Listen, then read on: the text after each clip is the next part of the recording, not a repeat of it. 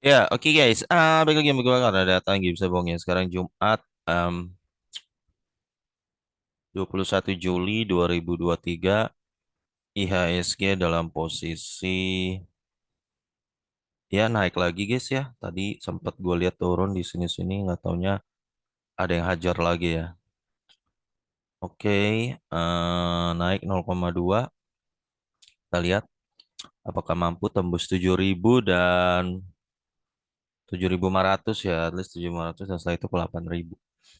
So far kalau gua ngelihat pertumbuhan PDB kita, prospek ekonomi kita itu basically nggak berlebihan ya. Kalau kita tembus 7,5 dan mungkin dalam setahun 2 tahun mungkin bisa tembus 8.000, itu nggak berlebihan dari pertumbuhan PDB kita ya. Karena harga PDB nanti eh, PDB kita atau GDP kita itu nanti akan mempengaruhi pasar modal kita, itu jelas. Oke.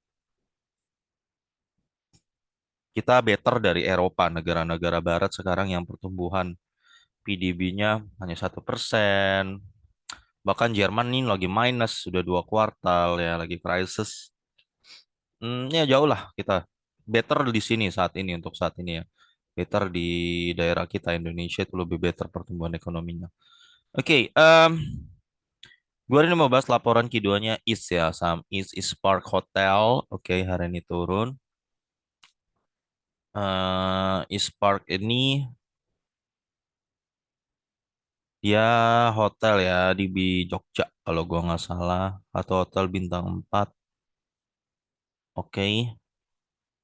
Lembar sahamnya 4,1 miliar, pemegang sahamnya Khalid bin Omar Abdad 41%, masyarakat 18%, sisanya ada tuh yang 1-2%. Nah, kayaknya sih kerabat-kerabatnya dia ya kayaknya. Oke, apa yang bikin emiten ini istimewa? Karena dia bagi dividen 4 kali setahunnya. Buat lo yang pengen gajian setiap 3 bulan sekali, ini adalah salah satu perusahaan yang wajib masuk pantauan lo 4 kali setahun. Sorry, 4 kali setahun, bukan 4 kali sehari. Ya, dia bagi dividen tuh 4 kali setahun ya. Dan yieldnya kelihatan cukup gede ya. Di atas lu bikin kos-kosan lah. Di atas 5% yieldnya lah. Ya, ini dia bagi 4 kali nih ya. Oke. Dan ini semenjak IPO rutin bagi dividen ya. Jadi secara dividen lo nggak usah raguin komitmen dari si ini nih, Khalid bin Omar ini ya. Dan dia di rootnya juga ya. Ya, ya dia presidennya, CEO-nya dia. Lalu kalau dari sisi DER-nya dia kecil banget guys. Cuman 1%. Ini perusahaan DER terkecil yang pernah gue lihat. Utangnya hampir nggak ada, bisa lu bilang. Jadi itulah sebabnya kenapa si IS ini bisa bagi semua labanya untuk pemegang saham. Jadi misalnya gini, ada perusahaan dia laba bersihnya 20 juta gitu loh. Warung lah, misalnya warung 20 juta. Nah, 20 jutanya ini perusahaannya nggak ngambil sama sekali, guys. Jadi 20 jutanya ini dikasih ke pemegang saham semua gitu. Nah, ini yang terjadi di IS ya. Kenapa dia bisa begitu? Karena utangnya dia benar-benar kecil banget ya. Oke. Dan kalau di total-total kayaknya dia bakal bagi total 8 ya. Sampai tahun depan 8 dividen bagi 134 lu masih dapat 5,9%. Gede loh ini loh. Gede loh. 5,9 nih di atas kontrakan aja 5% ya, Bos.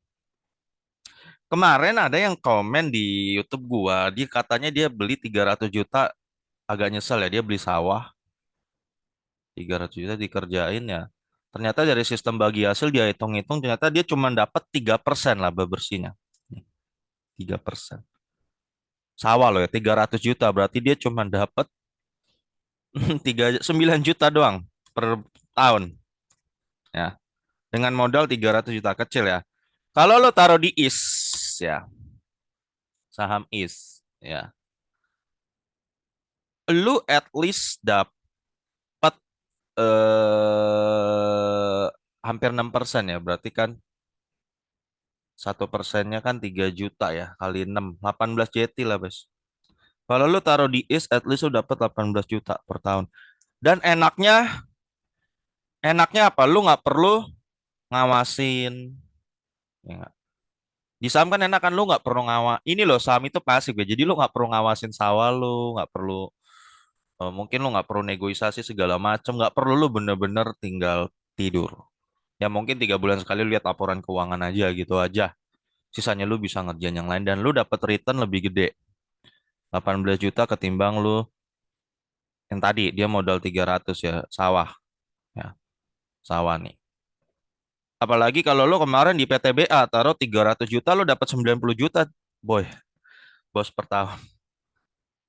Jauh banget ya, 90 juta. Emang, ya inilah yang gue bilang saham itu istimewanya di sini guys. Ya. Sayang banget lo kalau belum kenal saham tuh lu sayang banget ya. Kasih ya, ya sayang banget gitu loh. Ya, ya lu bisa lihat returnnya ini lebih gede. Banyak emiten yang nawarin return lebih gede daripada dunia nyata dan ini real ya, real bukan ngibul-ngibul, bukan investasi bodong, bukan kayak binomo, bukan kayak apa tuh koperasi yang nggak jelas, apalagi tuh, wah investasi bodong apa asuransi unit link apa yang nggak jelas tuh banyak ya. Asuransi unit link sebenarnya jelas, kalau asuransi unit kan sebenarnya oke lah, sebenarnya jelas, tapi kan kadang kan ulah-ulah agen-agennya itu kan yang bikin akhirnya jadi semacam orang merasa tertipu gitu loh. Ya, seperti itu ya. Kalau saham tuh enaknya apa nih, Bos? Wah, saham itu duitnya dalam kendali lu, Bos. Nggak dalam kendali siapa-siapa. Lu 300 juta taruh misalnya di IS ini, lu detik itu juga mau cairin bisa. Sebenarnya bisa, ya. Atau misalnya taruh 300 juta di PTBM mau cairin butuh duit cash dari itu juga bisa. Nah, kok duitnya dalam kuasa lo, nggak dalam kuasa orang lain. Itu enaknya di saham ya. Oke, jadi kalau lo taruh 300 juta di saham IS ini, ya lu dapat kira-kira 18 juta per tahun. Berarti kan dia bagi 4 kali ya. 4 kali ya, berarti dapat tuh 2, 3. Ya 3,5 juta lah setiap 3 bulan. Kok tiga sih? Tunggu, 1, 2, 3, 4. Oke, 4,5 juta atau 4,2 juta atau gimana gue ngitungnya. Setiap 3 bulan gitu. Enak ya, nggak perlu diurus. Dibikin kos-kosan juga masih. Lu kalau mau ngadu sama bikin kos-kosan ya, kayaknya lebih enak lu taruh di IS deh, 300 JT. Ya, ada kos-kosan kan belum tentu penuh terus. Kalau ini enaknya lu taruh biar si ini aja yang ngurus nih. Mister Khalid bin Omar. Ya, biar dia yang ngurus. Ya enggak? Lu enak. Nah, itu maksud gua. Enaknya di situ. Oke. Kita lihat laporan keuangannya bareng-bareng ya. Jadi dari sisi pemegang saham nih oke. Di rootnya dia dan ini udah terbukti dia rutin bagi dividen si Khalid bin Omar ini. Dari sisi DER ini emiten oke. Dari history dividen ini juga oke. 4 kali setahun ya. Jadi udah banyak hal positif kita dapat. Lalu sekarang kita lihat laporan kinerja dia di bulan April sampai Juni ini. Oh ya, ini kan hotel di Jogja ya. Jogja itu kan terkenal dengan daerah yang UMR-nya rendah, bawah ya, rendah. Hal itu membuat orang-orang yang dari Jakarta, ya, yang daerah UMR gede, Jabodetabek tuh kalau datang ke Jogja tuh mereka berasa duit mereka powernya lebih ya, sehingga senang. Makanya orang jadi senang liburan ke Jogja. Tapi buat orang Jogja aslinya sebenarnya susah gitu loh ya. Tapi jadi buat orang aslinya loh ya. Tapi kalau buat pelancong turis dari Jakarta datang ke situ ya mereka berasa duit mereka powernya gede dan kayaknya hotel ini dibikin untuk memfasilitasi itu orang-orang yang dari luar Jogja. Ini pandangan gue ya, semoga kalau lo yang merasa pandangan gue salah boleh di komen aja. Jadi ini hotel kalau menurut gua pasti ya kalau gua lihat dari UMR Jogja ini pasti harga hotelnya ini murah tapi fasilitasnya sama. Lu bisa dapat fasilitas 2 kali lipat daripada yang di Jakarta dengan harga yang sama loh. Atau fasilitas sama harganya setengah harga kalau di Jogja di hotel ini. Ini kemungkinan yang gua tangkap ya. Sehingga hotel ini jadi laku. Itu yang gua tangkap.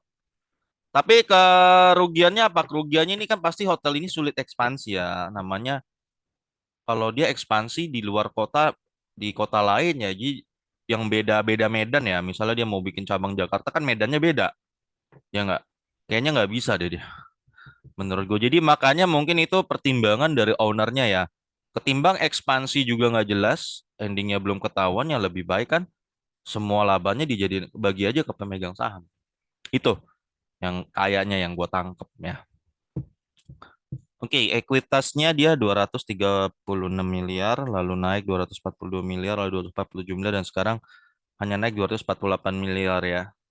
Jadi emiten ini nggak terlalu, kayaknya nggak bakal terlalu giat ekspansi ya, karena medan setiap kota beda. Dia mungkin bisa berhasil di Jogja, belum tentu bakal bisa di daerah lain. Gitu loh, itu yang gue tangkep. Jadi lebih baik duitnya dipakai buat dividen. Jumlah saham beredar 4,1 M, book value 57, 59, 60, 60 ya. Sekarang 60 book value-nya. Oh, harga rata-ratanya tadi gue lupa lah. Bentar ya, harga rata-ratanya.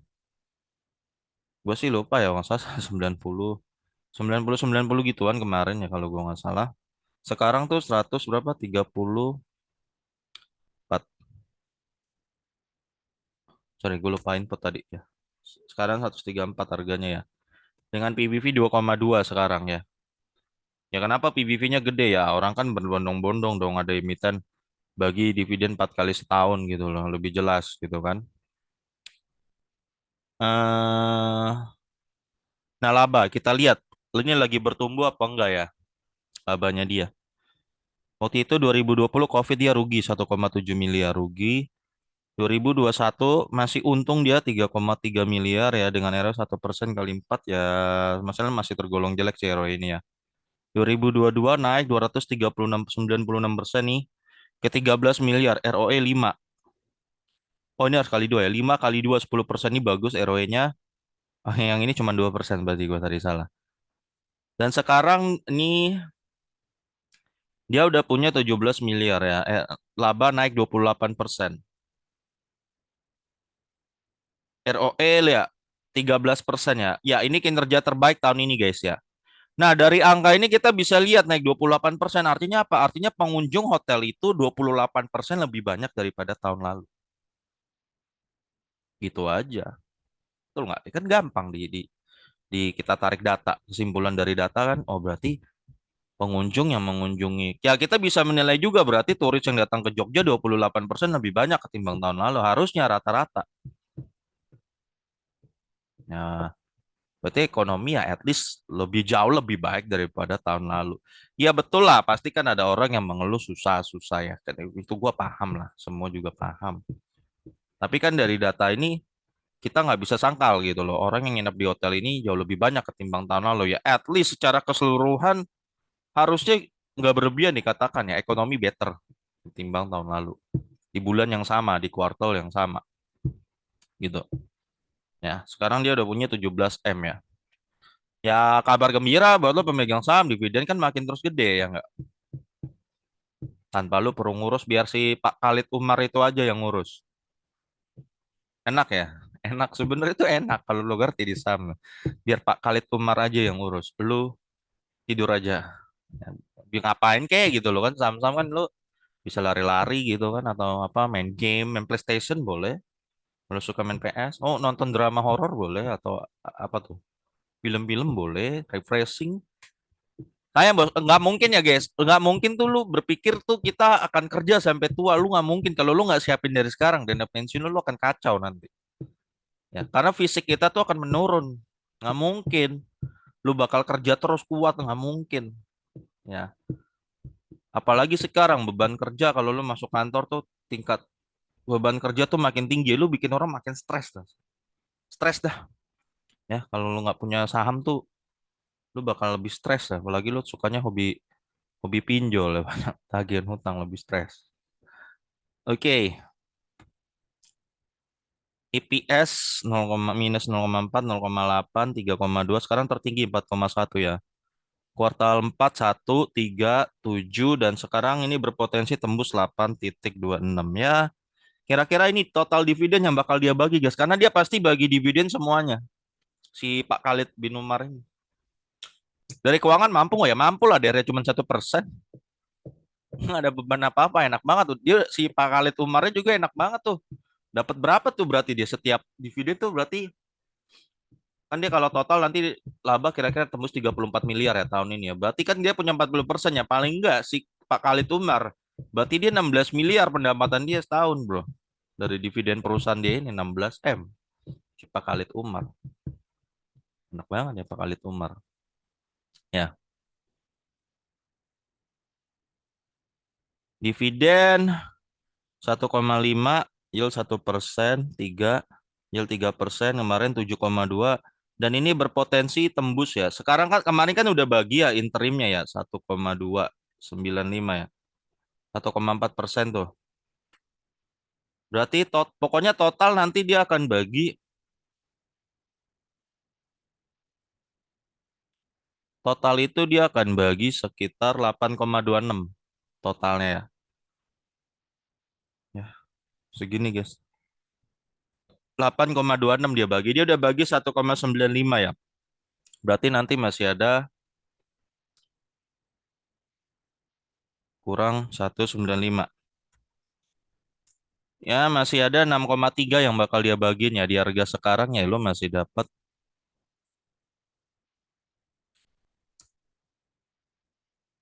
4,7% lagi dia masih ada. Enak ya guys, enak. Enak ini masih ada 3 kali lagi. 3 kali lagi total segini. Jadi total tuh sebenarnya yieldnya dia berapa? 8,26 ya. Ya, 6,1%. Di atas lah, di atas lu bikin kos-kosan. Ya, 6,1. Oke, sekarang kemungkinan tahun depan naik lagi. Kemungkinan. Nah, makanya nanti pantau aja Q1-nya kan ngelihat ekonomi lagi arahnya lagi. Jadi kalau kalau misalnya inflasi dan PDB naik, otomatis harusnya pendapatan di hotel juga naik, basically harusnya. Inflasi itu nggak selamanya buruk ya guys. Asal inflasi terkontrol itu tuh bagus.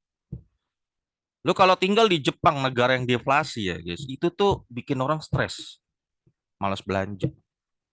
Mereka tuh jaga banget pengeluaran mereka sehingga ekonomi nggak terlalu bergerak kan. Akhirnya kerja kerja kerja gaji nggak naik. Perusahaan takut naikin gaji juga takut ya. Takut rugi dan akhirnya karena orang dapat gaji mereka gajinya nggak naik-naik mereka tahan belanja mereka nggak belanja ya otomatis UMKM di situ yang mau toko-toko juga nggak berani juga naikin harga akhirnya tercipta semacam kalau di Jepang ya ini ya semacam sebuah apa ya kalau gue nyebutnya tuh suasana deflasi lah apa ya suasana deflasi lah istilahnya lah jadi ya, itu justru menimbulkan stres loh makanya di Jepang banyak bunuh diri kan. Nah, itu menimbul beban kerja berat, harga gaji nggak naik, nggak happy ya. Jadi jadi stres malah. Itu contoh itu negara yang nggak inflasinya, yang bahkan deflasi loh, bukan inflasi jarang terjadi di Jepang.